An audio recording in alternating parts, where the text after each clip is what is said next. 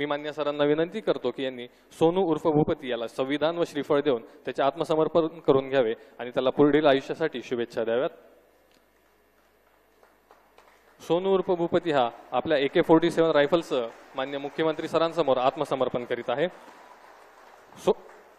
हा मागील 40 वर्षांपासून माओवादी संघटनेमध्ये कार्यरत होता। महाराष्ट्र शासनाच्या एकूण 60 लाख बक्षिसासह सर्व राज्यांमध्ये मिळून भूपती उर्फ सोनू याच्यावर एकूण 5.5 कोटी रुपयांपेक्षा अधिक बक्षीस जाहीर केले होते।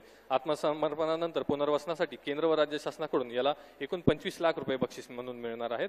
तसेच दिनांक 1 जानेवारी 2025 रोजी भूपती उर्फ सोनू याची पत्नी DKZCM तारक्का सीडाम हिने मान्य मुख्यमंत्री तथा गृहमंत्री महाराष्ट्र राज्य श्री देवेंद्र फडणवीस सर यांच्या समोर आत्मसमर्पण केलेले होते।